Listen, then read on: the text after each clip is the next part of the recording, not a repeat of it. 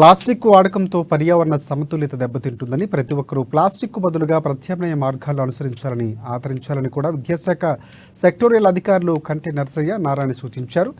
Ministries of environment forests అలాగే climate change శాఖ సౌజన్యంతో Telangana state national green crop ఆధ్వర్యంలో ఎన్విరాన్మెంట్ ఎడ్యుకేషన్ కార్యక్రమంలో భాగంగా విద్యార్థులకు సింగిల్ యూజ్ ప్లాస్టిక్ ప్రత్యామ్నాయాల అంశంపై ఎకో క్లబ్ పోటీలు నిర్వహించారు.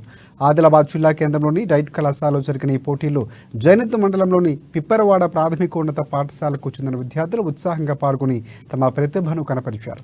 నాటిక ప్రదర్శనల ద్వారా ప్లాస్టిక్ వాడకం వల్ల సంభవించే అనర్థాలు, కలిగే దుష్పరిణామాలపై వివరిస్తూ చైతన్యపరిచారు. తమ అద్భుతమైన ప్రదర్శనలతో ఆహుతులను విశేషంగా ఆకట్టుకున్నారు. అలాగే సాంస్కృతిక కార్యక్రమాలతో ఆదరించారు. ఇక సింగిల్ యూజ్ ప్లాస్టిక్ వాడకాన్ని తగ్గించి పర్యావరణ పరిరక్షణకు పాటుపడాలని, అప్పుడు ఆరోగ్యకరమైన సమాజ నిర్మాణం జరుగుతుందని అతిథులు పేర్కొన్నారు. పోటీల్లో ఉత్తమ ప్రతిభ కనపరిచిన వారికి మొదటి, ద్వితీయ, తృతీయ బహుమతుల్లో కింద నగదు పురస్కారం అందించడం జరుగుతుందని తెలిపారు.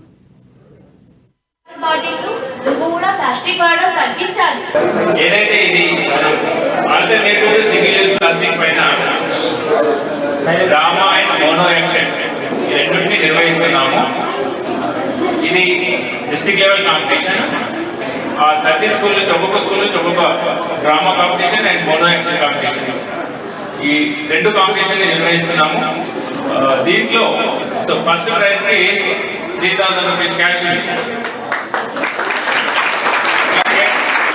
సెకండ్ ప్రైజ్ కి 2000 రూపీస్, థర్డ్ ప్రైజ్ కి 1000 రూపీస్. సో ఈ రెండిట్లో ఉంది, డ్రామాలో మోనో యాక్షన్ రెండిట్లో కూడా మంచి క్యాష్ ప్రైజ్ ఉంది కాబట్టి స్టూడెంట్స్ అందరూ కూడా ఆల్రెడీ ప్రిపేర్ అయి ఉంటారు. సో మీ అందరికి కూడా ఆల్ ద బెస్ట్.